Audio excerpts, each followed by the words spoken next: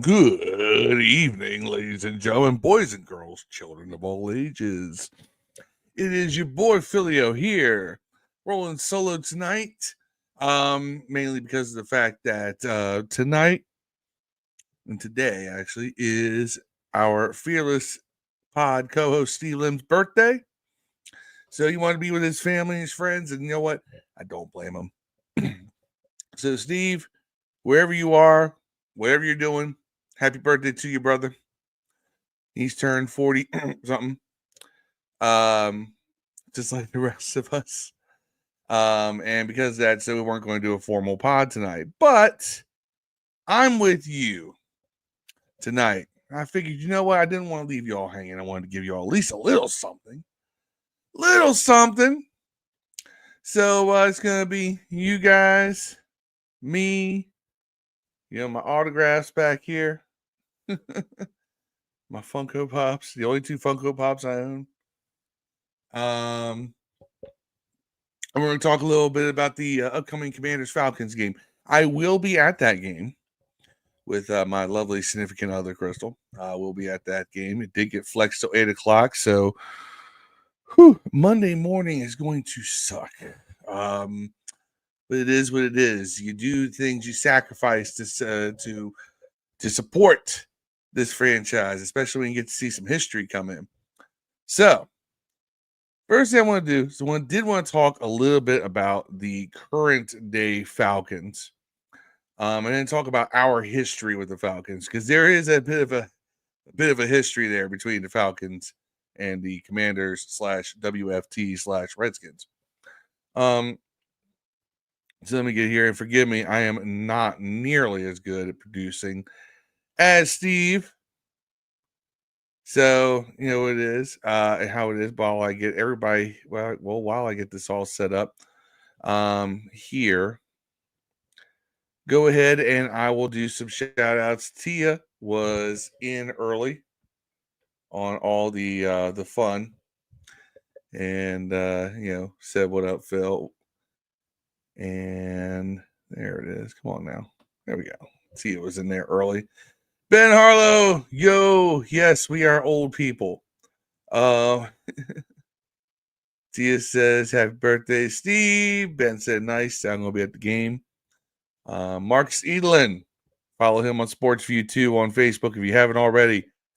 Saying, what up, Phil? Happy birthday, Steve. Happy heavenly birthday to his brother, Charles Jr. Yes, happy heavenly birthday to your brother, Charles Jr.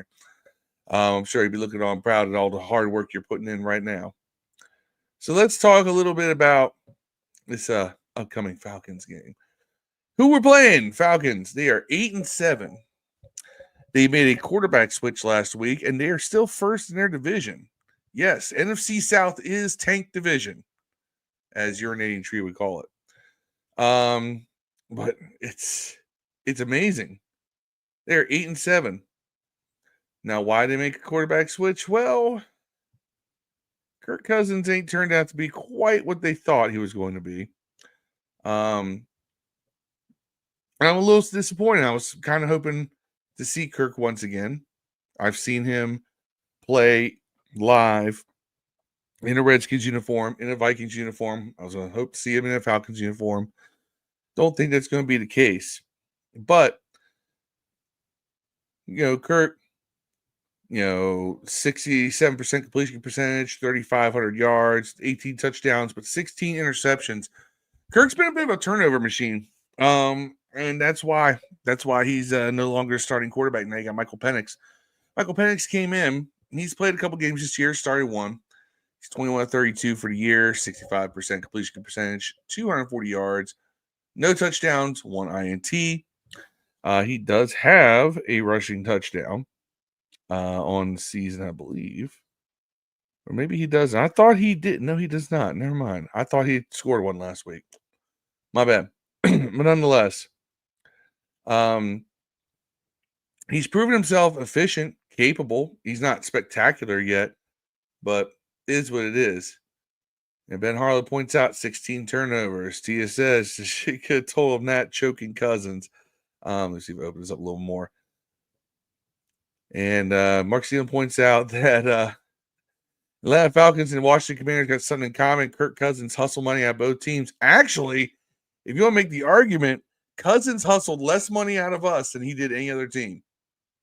We probably got more bang for our buck out of Kirk Cousins than we did any other team. Because the Vikings paid a lot and didn't necessarily get as much back as they hoped for. Same with the Falcons. So for once, we weren't the ones who got the most fleeced. But nonetheless, I liked Penix coming out of college. I was of the camp that if we were to, say, trade back, if we didn't go with Jaden Daniels, if we wanted to trade back, collect more picks, I was hoping Penix would be there mid-first round or something like that when you pick him up then. I like Michael Penix. He's got a very quick release. He's mobile in the pocket. He's not a scrambler. He's not a Jaden Daniels. He's not a dynamic runner, but he is mobile in the pocket. He can avoid the rush.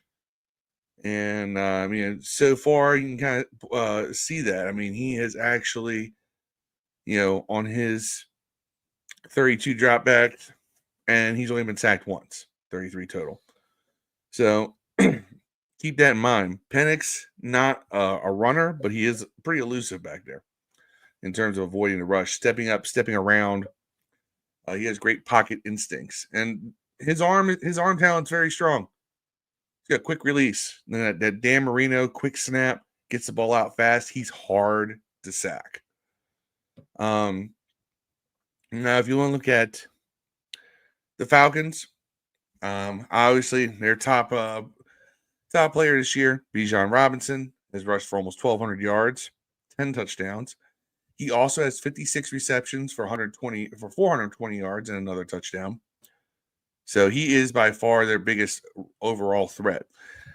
Backing him up is Tyler Algier, who, hey, for a backup running back, 125 carries, 573 yards. He's averaging 4.6 a carry, just like Bijan is. Those are healthy numbers. It's a healthy run game between those two. And Algier, not much of a threat out of the backfield, and has 11 catches, but it's 11 catches on 11 targets. As far as receivers go, their big two are Drake London and Darnell Mooney.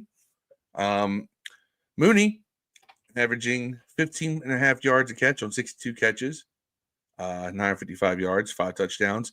Drake London, more of a possession role, 83 catches, 978 yards, and 7 touchdowns, averaging a little less than 12 yards a catch. And you have Kyle Pitts. Kyle Pitts, I'm still waiting for this kid to show me everything that he was supposed to show me coming out of college. He was supposed to be the next great thing at tight end. And, 41 catches, 543 yards, 13.2 per catch, and 3 touchdowns is not bad. It's just not necessarily great. The other big threat out of the receiving core is Ray McLeod, 57 catches on the year, 607 yards, and averaging 10.6 catch. So they have a quality run game. They have receivers who can catch the ball. They can get some plays made. And that's part of the reason why they're 8-7. It's the turnovers that are part of the reason why they're not better than that, though. Defensively, their biggest pass rush threat is Caden Ellis. He has 5 sacks on the season. Matt Judon has 4.5. And Arnold I can't pronounce that dude's name. Epiketti has 5 sacks as well. At outside linebacker. So yeah, they produce a lot of their rush from the linebacker position, not from the defensive line. We do it off the line a lot more, but we'll get into our numbers in a second. But nonetheless, Falcons have it's not a great defense. It's not a terrible defense, but it's not great either. Jesse Bates does have 4 interceptions on the season, leading the team as well. Their leading tackler is Caden Ellis with 131 total. So the big thing I want to point out here, yes, they have an 8-7 record. Yes, they are first in their division. But they have actually allowed more points per game than they have scored. They're averaging 21.8 points per game. They are allowing 23.3. So keep that in mind. They've beaten up on a lot of bad teams in their own division, but that doesn't necessarily mean anything when it comes to playing teams outside their division. In fact, if you look at their wins and losses, it'll tell you a lot about who these guys are. My goodness, if I could just get this to focus on. There we go. So they lost to the Steelers, beat the Eagles, lost to the Chiefs, beat the Saints, beat the Buccaneers in overtime, beat the Panthers, lost to the Seahawks, beat the Buccaneers, beat the Cowboys, lost to the Saints, got thumped by the Broncos, they lost to the Chargers, got thumped by the Vikings, and barely beat the Las Vegas Raiders, and they stomped New York last week. You can see it. All the teams they beat generally are not great teams, except for, you could say the Eagles, but that was also early season Eagles. Buccaneers was during their slide, the Buck slide as well. So nothing really convincing in those wins, except for their win over the Panthers. And everybody's been beating on the Panthers except for last couple of weeks. So nonetheless, that's kind of where we're at with the Falcons. Now, if you want to look at the Commanders for comparison, all right, it's a little bit of a comparison between these two. Falcons right now have the league's 19th best scoring offense. But they are 9th in yards. Tells you where those turnovers really hurt them. But nonetheless, they are 9th in total offense in terms of yards, 19th in points for. They have the 6th highest passing offense in yards, and rushing offense is 12th in the league. Defense is where they struggle a little bit. 20th in points allowed, 14th in yards allowed. So it's very middle of the pack. They are 20th in pass defense, 11th in run defense. So they're top third in run defense as well. Just to kind of give you a comparison with the Commanders. We are 4th in points scored. And 19th in points allowed. So we're actually one rank above the Falcons in terms of points allowed, but we also score a lot more. We are 5th in total offense in terms of yards. That includes being 16th passing, 3rd rushing. Defensively, we are 19th in points allowed, but we are 10th in yards allowed. Actually, we have the 4th best pass defense in the league. We are 29th against the run, which is not great. Especially going against a team with Bijan Robinson and Tyler Algier back there. But nonetheless, we know we can stop the pass, which means that we should focus more on the run, and we should definitely see what we can do in terms of making that happen. Give me just a second, actually. I want to pull up the injury report real quick.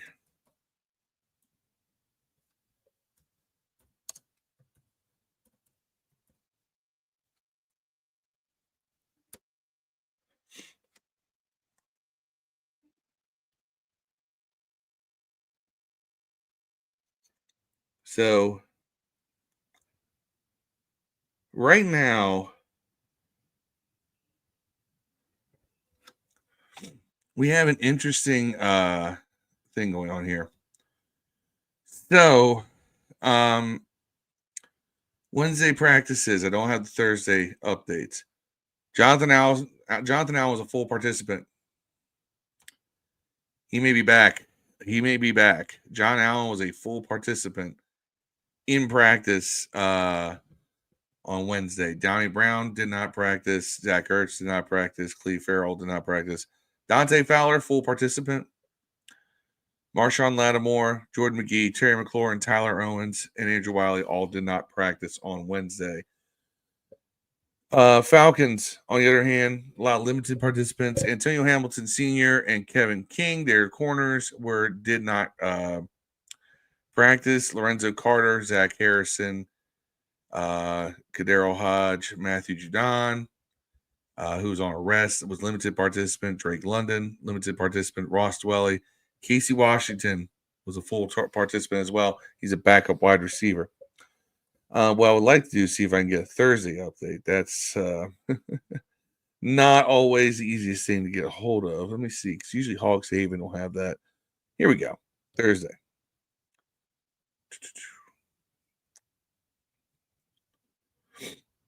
So if we can get all the cookies and everything to stop flickering around, to have a better idea of what's going on here. All right. 1 moment.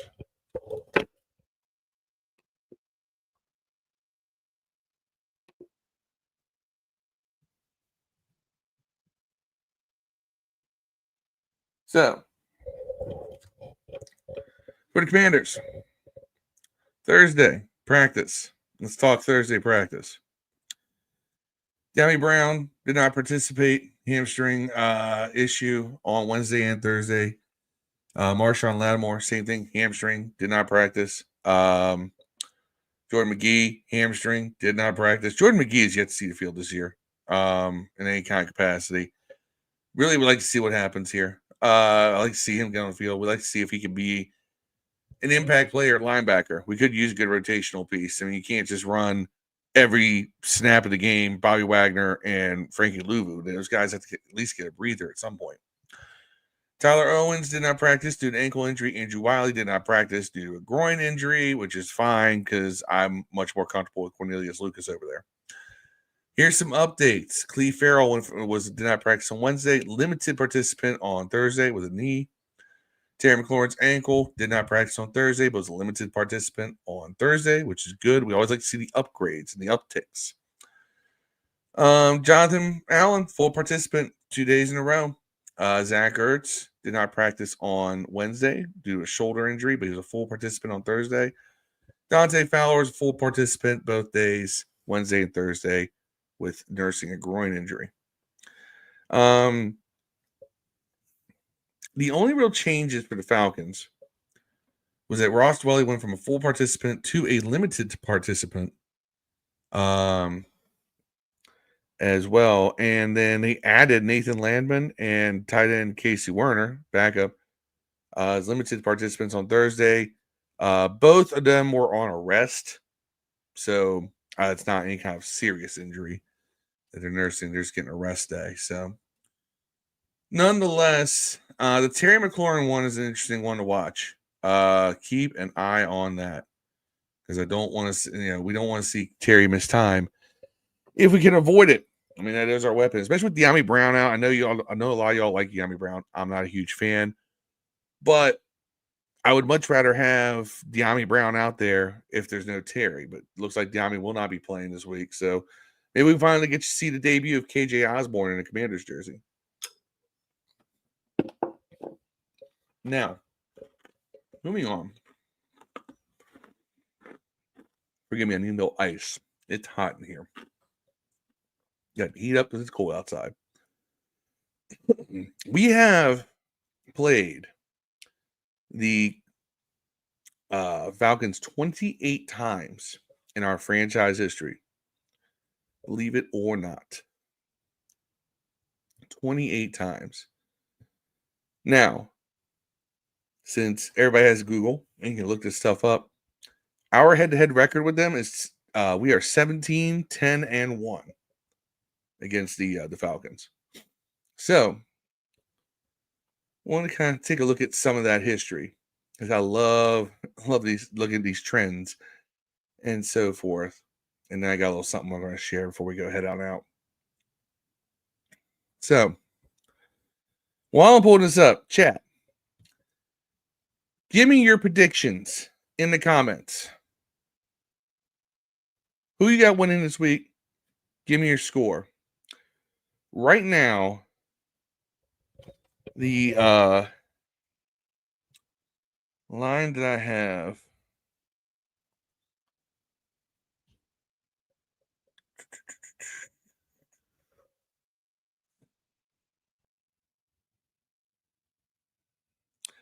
is Washington by 4, over under 47.5. So give me your score predictions. I will log them for a giveaway next week. Now, looking at the head-to-head between the Commanders and the Falcons, which does include one playoff game. But I said we did have a tie with them. That tie was back in 1960, whatever it was, 67, 2020 tie. But we do have a pretty strong record against the Falcons. The only time the Falcons really have dominated us, there's a stretch there from about 2006 to 2018, basically a lot of the Matt Ryan era, where they were just thumping us every week in, week out. We never seemed to play them on a good year. The only time that we did where we were a good team was the infamous game where RG3 got hurt, and we promptly traded interceptions returned for touchdowns. So you'll see this here. This was a fascinating game. If y'all remember this, this is a game RG3 got hurt in. We played the Falcons. Ryan Kerrigan had an interception return for a touchdown. And then, Tony Gonzalez had a touchdown catch. Billy Cundiff kicked a field goal. Remember that year we were looking for a kicker for the first half of the year? Then it was Julio Jones. Then it was a bomb to Santana Moss. Then they kicked a field goal to tie it. And there were 2:46 left. Michael Turner, who always seemed to have our number, ran it in. But that was a big game. But we did not play well. We had 12 first downs the entire game. Still managed to keep it close. But yeah, Matt Ryan torched us 34 for 52, 345, 2 touchdowns.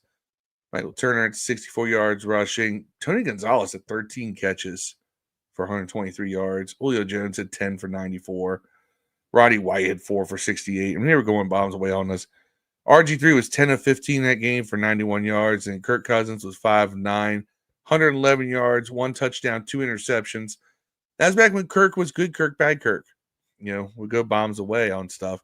He'd either have 4 touchdowns one week, he'd have 4 interceptions the next. He was just that kind of guy at the time.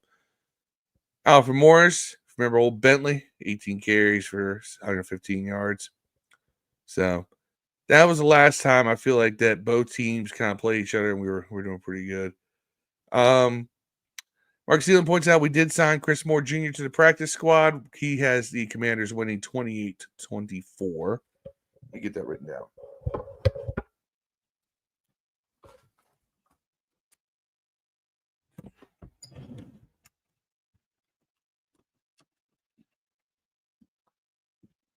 Anybody else got score predictions? Please, let's get these out here. We got Marcus.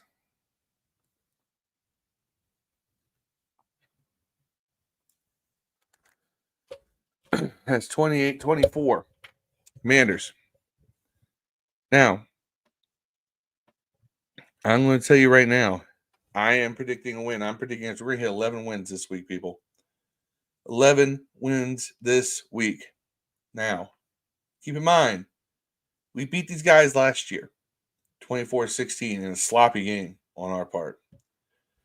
So, I think it'll be a much tighter game in terms of our play.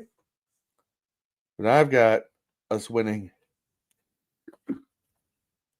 Excuse me. I got us winning 31-20.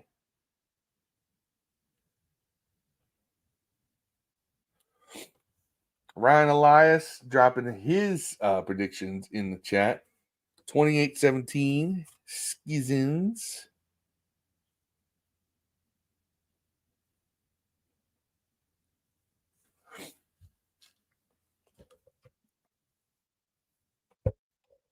You have to forgive me. I'm getting over being sick, too. So if I sound a little weird, sneezing, whatever over here, I do apologize.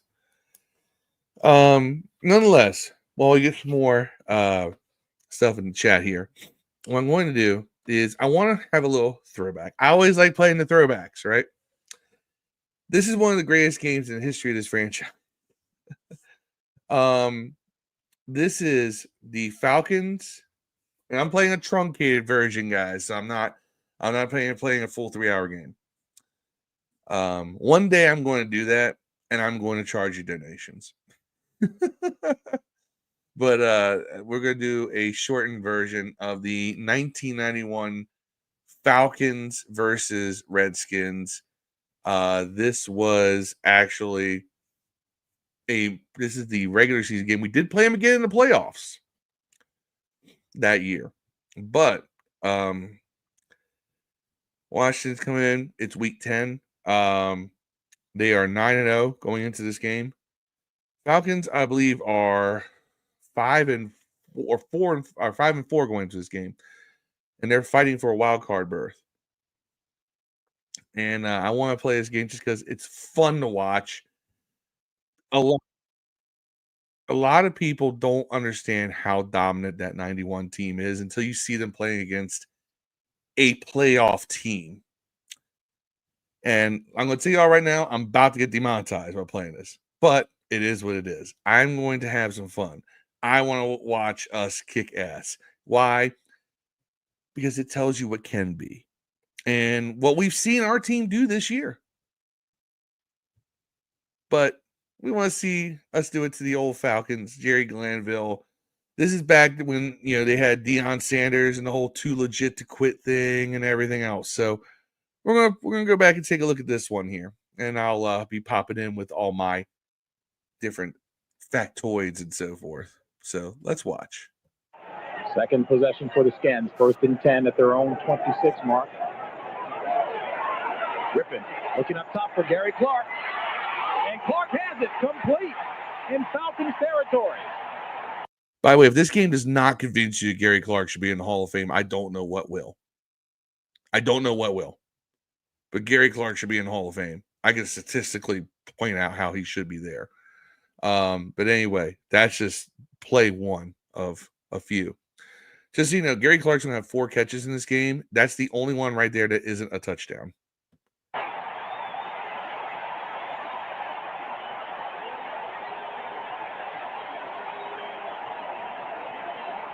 41-yard pass from Rippon to Clark, and he beat Tim McKyer. And we're just going to see a case of who can get the best position and who wants this ball the worst. Yes, and Tim McKyer is a Pro Bowl corner on the opposite side of Deion Sanders. So, and Deion was not at this game, I believe. I believe that they were in the middle of the Braves were in the playoffs. Going towards their first of several losses in the World Series. This one was against the Twins. But nonetheless, Tim McKyer is a Pro Bowl corner, and he just gets completely just gassed all over the place by Gary Clark in this game and Art Monk. Because both these guys have a chance to catch this ball. This is not a particularly well-thrown ball. It's underthrown. Look at this. Both guys going for it. 8:44 left in the first quarter of play. Atlanta on top, 3-0.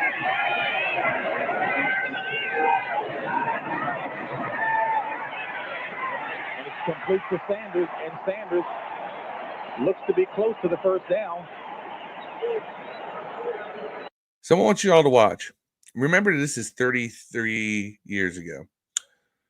Watch all the motion before the offensive snaps by the Redskins. You see motion nowadays. It's so common. It's not like that back 33 years ago. Joe Gibbs really loved to use motion in order to expose what the defensive schemes were. He was one of the pioneers of doing so. But watch that. That's something that Washington was very known for, was all the motion pre-snap. Scott Case on the stop. Play action. Rippon going for Terry Orr. Touchdown, Washington. Easy money. Terry Orr was such a good receiver at the H-back position.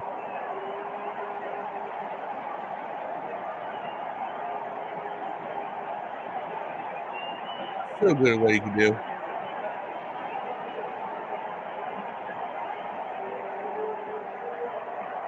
Chip Lomel, NFL's leading scorer, comes on to boot the point after, and Washington answers back. If you want to know how many points we scored this season or how good Chip Lomiller was as a kicker, he almost outscored the entire Indianapolis Colts team that season. I think he missed it by 7 or 8 points, something like that. I think it was 7 points. He fell 7 points short of outscoring an entire NFL team by himself. So keep that in mind too. To take a 7-3 lead. Chip's only going to be kicking extra points. Middleton, motion out of the backfield, or coming all the way over from the left-hand side. Tuggle chasing him late. Tuggle badly beaten in the corner for a Redskin touchdown. First and 10 for Atlanta from its own 15. Pat chases. Malone back from the red zone package. There goes Oliver. Sack. Number 1 of the afternoon for the Skins. 25th of the year for Washington. 2nd and 6. Watch this. The pass. Oh, never mind. Never mind. I thought it was a different play. And Art Monk right now. I had this game almost memorized, but I had to transpose With Rippon rolling to his left, which is a good, strong move for a guy that throws from the right side. Just guns this thing. 2nd and 10. Monk in motion. To Monk again for the first down. And Art Monk, the future Hall of Famer, showing why. Ryan Jordan finally on the tackle. A 12-yard pass play from Rippon to Monk. Tim McKyer is beginning to become one of the main leaders in the Art Monk fan club because Monk is showing him exactly how this game should be played by a wide receiver.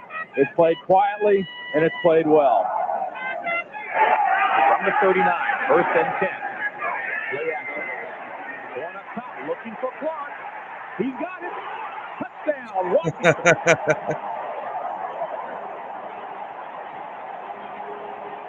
See what I mean about Gary Clark? He's a torch dude. That dude's he was a JMU guy. He's a Shenandoah Valley guy. All right, local boy to me. Art Monk's my favorite player of all time, but Gary Clark was something else. He was such a playmaker. Small guy too, like a 5'9" receiver, 180 pounds. But tons of fun. And he was so shifty. Like he was not even the pure speed guy. I mean, it's funny because he averaged 19 yards a catch this season. But Gary Clark was very quick. Like he wasn't a flat out burner, but he was just quick. And what happened was that he was able to make his cuts and get such separation, and that's how he really made his living.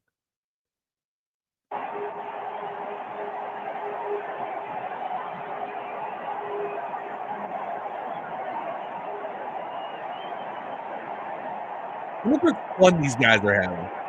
This is a 9-0 team. Life is so good right now. Mark Rippon to Gary Clark. And this team and this city were in such synchronicity.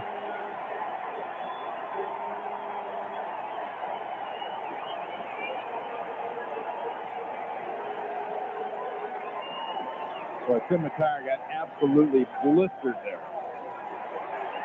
Low Miller makes it 14-3 Washington. Isn't it so nice to have a kicker that just makes kicks automatically? I miss Chip Low Miller. With 7:28 left in the first half of play. We had this play earlier, and Joe Gibbs went back to it again. He's got Gary Clark working from the right side of the screen, one-on-one with Tim McKyer. And he is 5 yards behind him. That was a real fry job there by Gary Clark on Tim McKyer. 3rd and 4. Irvin, the lone back. Sanders in motion. Here comes Scott Case. Going for Monk, and it's complete for the first down across midfield. And again, Tim McKyer defending. 30. Tim McKyer got torched this game. I would love to see how many yards were attributed to him on plays he was defending, because he was getting torched by everybody. And like I said, he's a Pro Bowl corner. Keep that in mind. 32-yard pass play from Mark Rippon. They're bringing their full blitz, getting after Rippon. and they're going to hit him, but that hit is at a price because Tim McKyer getting a little old, but he's trailing another receiver, and this time it was Art Monk. 1st and 10, Washington at Atlanta's 47. 3 tight ends. Play action. Going for Terry Orr. He's got it. Out of bounds. Terry Orr again. He's an H-back / tight end. The position that gives pioneered is that H-back position, and you always had to have a good receiver out of that position. Your tight end up on the line with the blocker, your H-back is your receiver. Terry Orr was Terry Orr with his second catch of the day. And 2nd and goal. And Rippon with the naked boot takes it in for the score. Touchdown, Washington.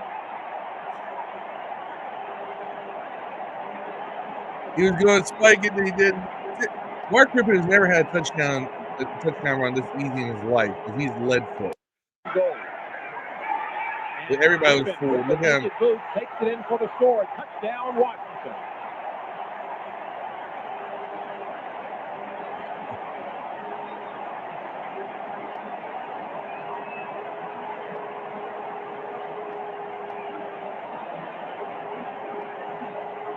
Mind you now, it's 21-0. Watch everybody in this Atlanta Falcons aggressive defense goes after the ball.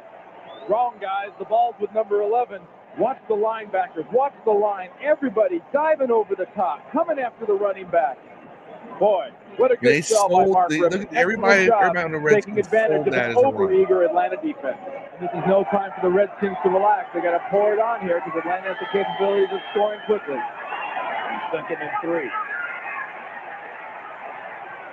Complete to Pritchard for the 1st down across midfield. Fumble recovered by the Skins. A.J. Johnson.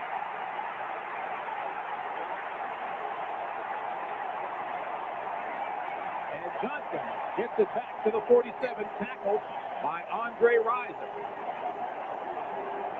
What you don't know is how good the passing offense of the Falcons was. They were running that red gun offense as an offshoot of the run and shoot. They were running 4 wide all the time. Again, this was a fairly new concept in the NFL, was running these spread offenses like that. And the Falcons can put it on you, but hard to score points when you're getting turnovers forced left and right.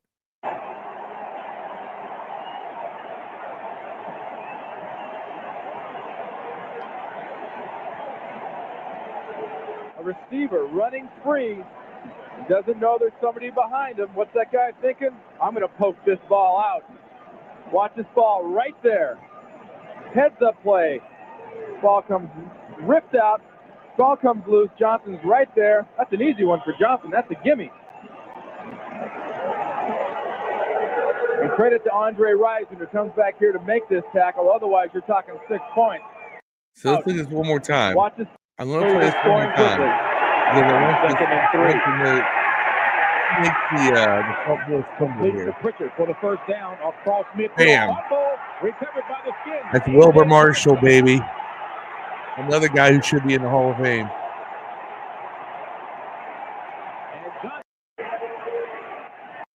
Blues Johnson's right there. That's an easy one for Wilbur Johnson. Marshall is another one who should be in the Hall of Fame. He was a linebacker who could do everything. And credit to Andre Rice who comes back here to make this tackle. Otherwise, you're talking 6 points. He was in everything there. Casey alone back on 1st and 10 for Atlanta. And Bobby Wilson pulling his way through, the rookie out of Michigan State.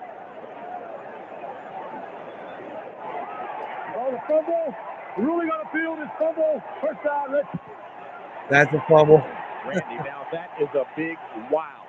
A fumble is what was ruled on the field. Watch the ball. It's snapped. It's dropped. You've never seen that before, and you'll never see it again like that. Initially.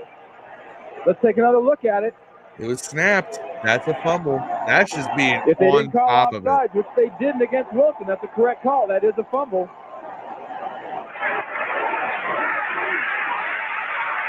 Rippon going for Clark. Touchdown. Look how wide open Gary Clark is again. Back at the 17. And We'll await the call, but it's going to be against Atlanta. Defensive holding.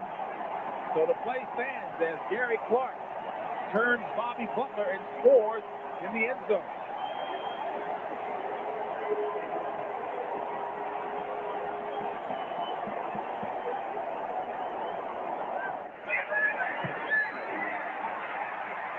And Low Miller.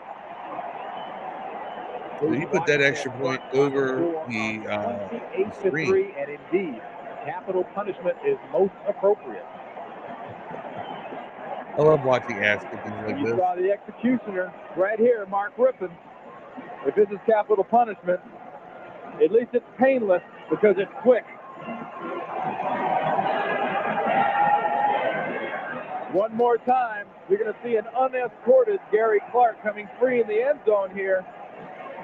Somebody messed up big time because one of the hundreds of people on the sidelines here were the nearest offenders to Gary Clark on that one.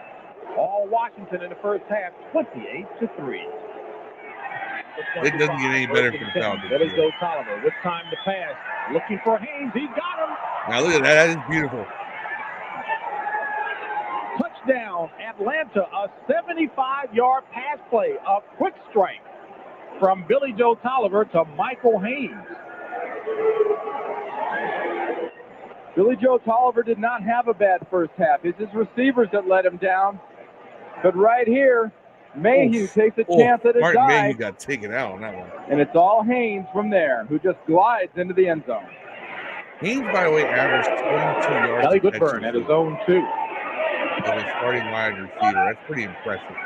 Ryan Jordan from the 44. And roped from behind by Sidney Johnson. Falcons 1 of 6. Third down conversion.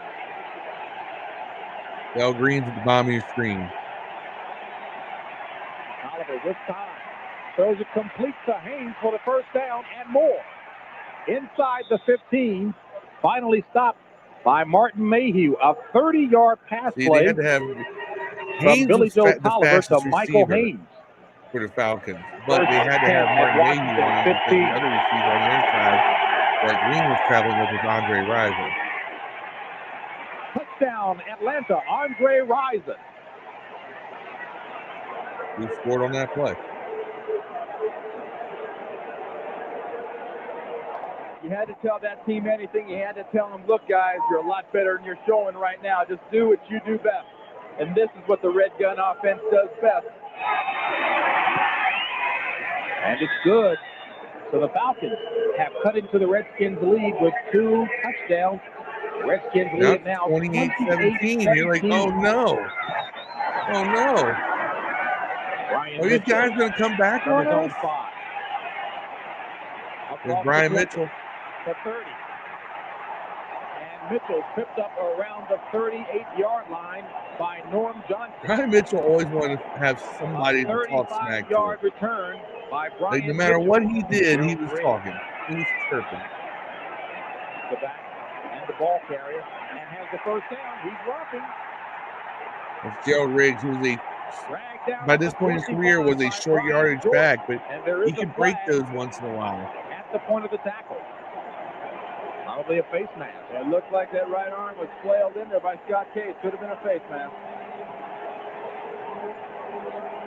Watch this hole open up. Left side, Donaldson, 42, gets kicked out by Terry Orr. That's that counter and gap. Now there is nothing in front of Riggs but that goal line. Great job of effort. Watch by the counter gap movement on the replay. I'm going to pause Watch this hole open up. Watch. Left. So you see here, 63. This is the counter because you'll see the tackle came in. That was Lachey. But then you got Raleigh McKenzie, 63, and Bosick, 53, slide left to fill in where the tackle was, right?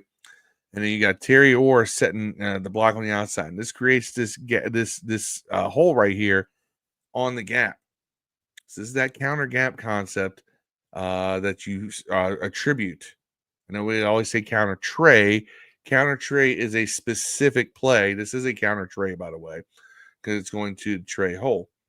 But counter tray is part of the counter gap concept. Counter gap, meaning, you go more. There's counter duo, there's counter tray. There's multiple ways you can run that. to different holes. Counter trade is one we were known for because we always ran to the edge.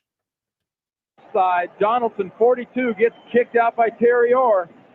And now there is nothing in front of Riggs but that goal line. Great job of effort by Jordan to get there, but you saw that right arm come in there and just rake right over the face mask of Gerald Riggs. We'll see it another time. Shelley's not going to catch him. Jordan's got the angle. Look at that hand. He's grabbing anything he can get to bring Riggs down there. 3rd and 11. Ball at the 19. 10-19 left in the third quarter play.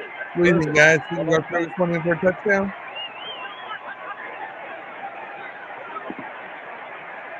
I think we are. Touchdown, Washington. Art Monk. And there is a flag. Monk got interfered with, and he still makes the catch. There is hands in football. Here. It appears that flag is going to be against Mitchell, number 36, on interfering with Monk in the end zone. 6 catches for 100 yards on the afternoon for Art Monk.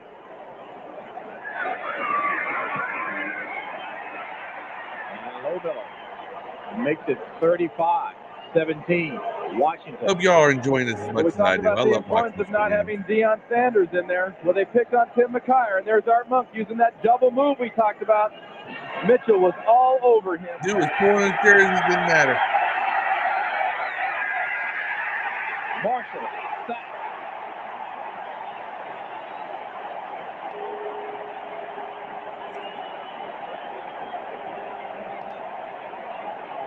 Maybe over Marshall, man. Dude should be in the Hall of Fame. 3rd sack of the afternoon for Washington. One of the most Here's dynamic Glover right linebackers here, ever. working against that left side of the Falcons line. Sims, the rookie, gets off late, looks a little confused as to who exactly it is he has. He gets some hands on him, but that's about it. Pretty much unimpeded.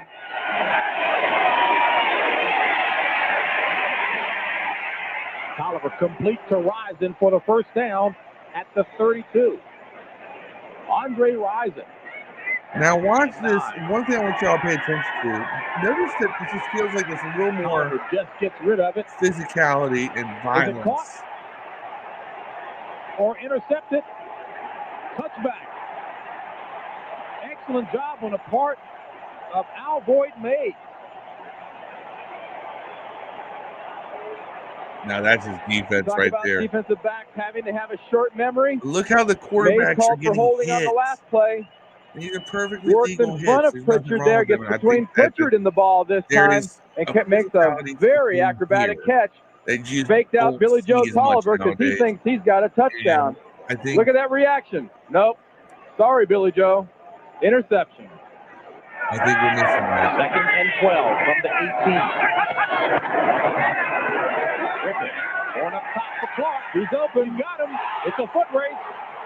Gary Clark again. Touchdown, Washington. 82 yards. That's 3 touchdowns for Gary Clark in this game.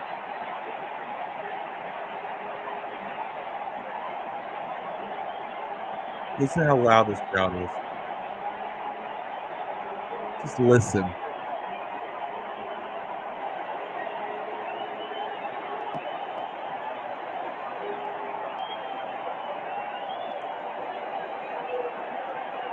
James, I think that was that knockout punch we mentioned just a while earlier. They had him set up. By the way, you see there's a starter jerseys. Over the top. They have tried to say we never had anything but Nike. No. 42-17. Starter and Adidas were the guys we got our jerseys from until Nike got From the the ground contract. level. Watch this With the thing entire happen league. after the catch. Gary Clark cleanly beats Elbert Shelley. Now it's the race. Shelley gets his shot. He can't trip him up. Albert Shelley, the guy Case that gets his Clark shot, beat on he that can't play, get him.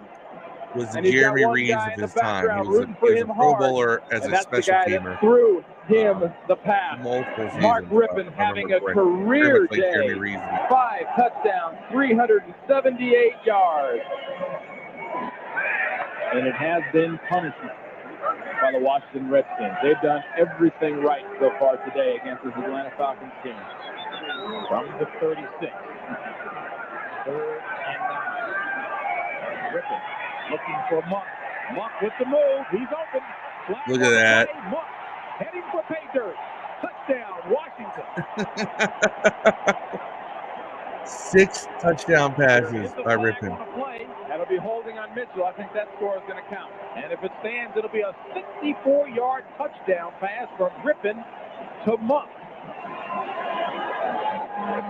It's been that kind of a season for Mark Rippon. A Redskin record 6 touchdown passes. The record, the NFL record is 7. Gibbs gave Rippon the opportunity to go for the record, and Rippon turned it down. He says, hey, we're going to be playing these guys. I might be playing these guys again down the road. No need to rub it in their face any harder than necessary. But he could have easily gotten at this game. It's kind of a shame because you always want to see your team's guys in the record books. But hey, remember when they talk about how Jane Daniels throwing 5 touchdowns? It's the most since 91. It's the most since this game right here when Rippon threw 6, which is the franchise record. Touchdown. Well, going into this game, you hadn't heard much posse talk, but I got a funny feeling you're going to hear a lot more about the posse. You saw Mitchell fall on the ground 36 after he had bumped illegally on Monk. See how crappy the field is? That's right RFK for you. That's home field advantage. 27 of Washington. First and 10 for Atlanta. 6:34 left in the game. Tolliver. Fumble. And it's recovered by Stokes. This defense is so good. This defense is so good.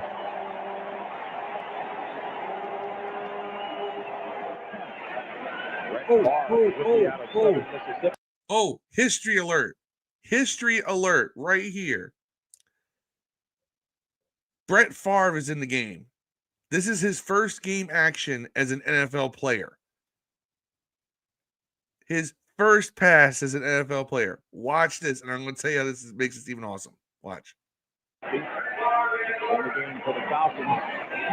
That goes Favre, fires, picked off by Andre Collins. By Andre Collins, touchdown Pick 6. Washington. Second. So here's the funny thing. So that's Brett Favre's first professional pass. It was a pick 6 to Andre Collins. When he set the record for most interceptions thrown by a quarterback, it was against the Redskins, and it was Sean Taylor. His first and his record breaker, both against our team. Just those little tidbits of history that we get to be involved in. Interception of the season for Collins.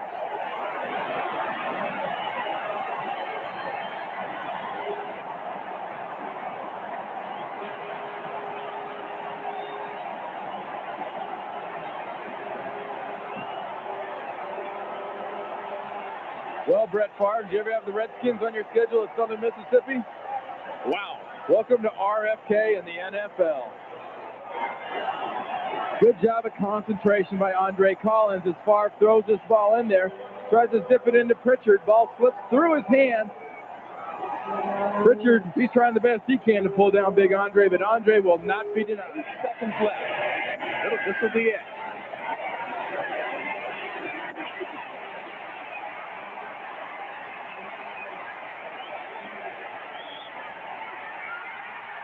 And another interception by Sidney Johnson. The third interception of the afternoon for the Skins. They have 20. So, yes, his first 2 interceptions were against us, actually. So here in Washington, our final score, once again, Washington 56, Atlanta 17. That's insane. That's insane, y'all. I love watching that. One other bit for you. I guess I have to play this. The seat cushions. This is in divisional playoffs later that same year against the same Falcons. Game number 1. The Cowboys won here. I was at this game. Week number 11. And I got to throw my seat cushion out here. You knew history was coming. And that should put the period to the paragraph.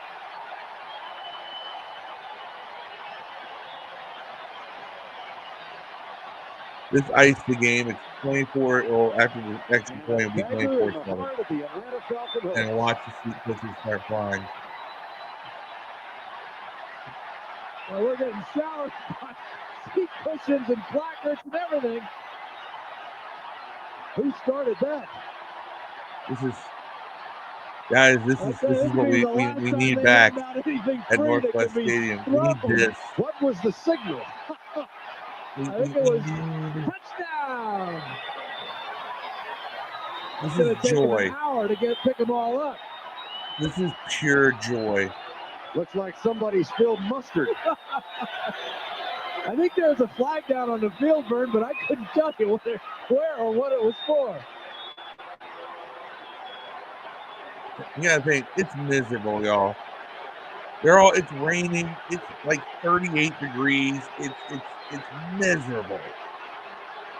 They gave out all these free seat cushions, and the fans is throwing them out in the field. Look at it. It's all slush down there, man. 52 yards, 7:20 on the clock, and Chip Miller's extra point to come. Nice hole by Jeff Rutledge. This is joy. Nice run by Gerald Riggs. This is Riggs' 13th touchdown run.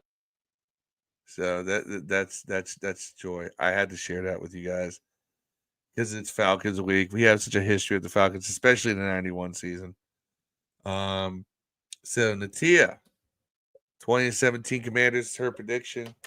She got a number 79 jersey. Jim Lachey. Jim Lachey was a back injury. It was a series of back injuries away from being the greatest left tackle of all time. So far, all Commanders.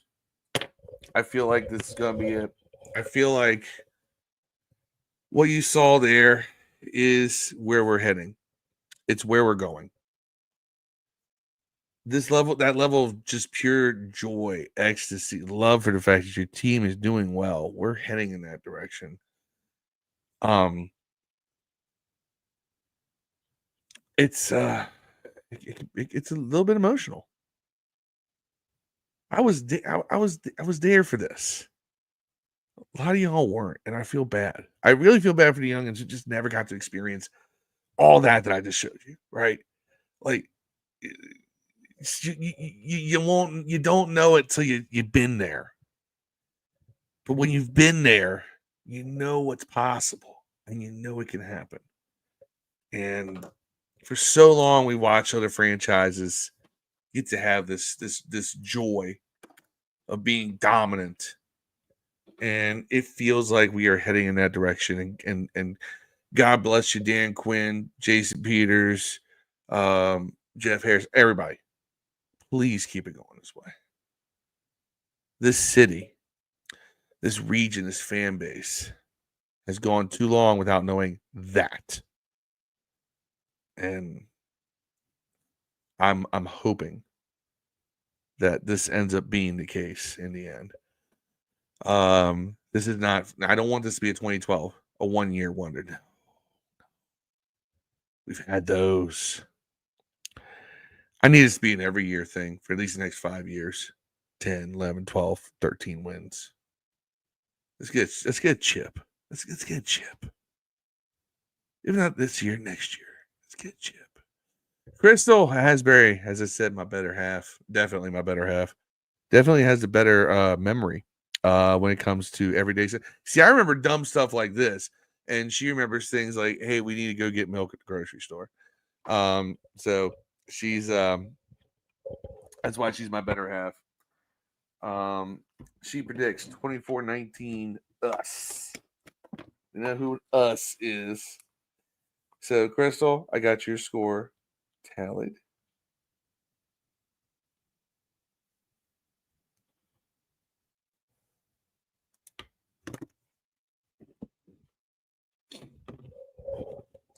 I don't know if Crystal's working or if she's watching me on the big screen. But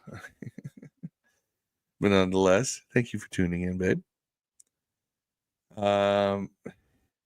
She made sure I had a very, very, very happy and Merry Christmas. I even got Commander's pajamas from Crystal, and I'll probably, she's working. See, woman. Let me tell you something. I say Marcus Edelin's the hardest working man on Facebook. That's the hardest working woman I know. Period. Right there. She's putting in an OT, making things happen. And I don't know anybody who works it harder, works it better than that woman right there. Inspires me to be better at everything I do, including bringing these live streams to you. So, and if you haven't dropped a score in the comments, drop your score in the comments. Also,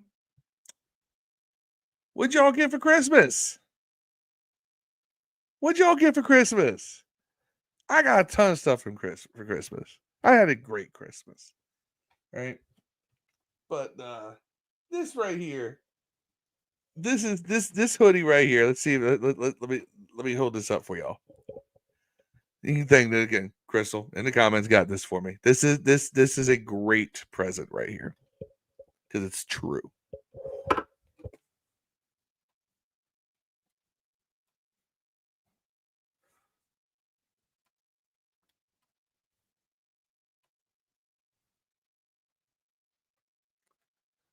It's your boy right here. 80s made, 90s hip hop raised.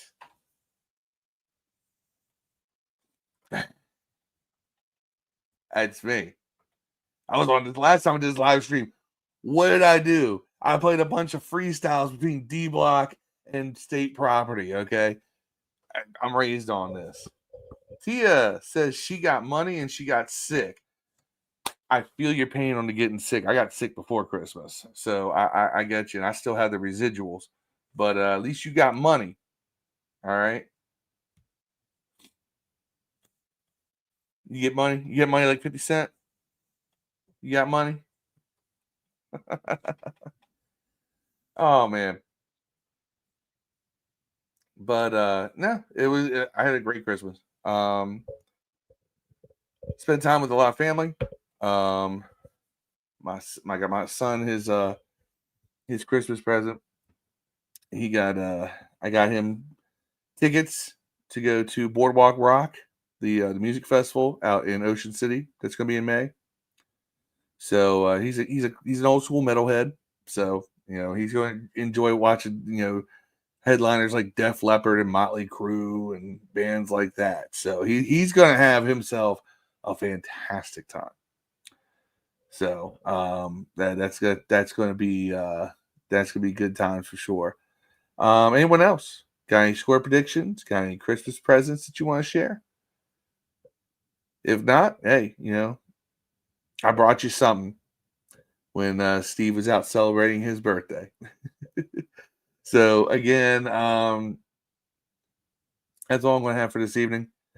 But I wanted to join in. I wanted to bring y'all something because normally do Thursdays. I'm glad, hey, look, 72 of y'all are watching right now. I appreciate every one of y'all that's watching live and those who watch on the replay. Hey, happy to have you in here. Glad we could talk a little bit about the upcoming game. And I'll be there with Miss Crystal in the chat.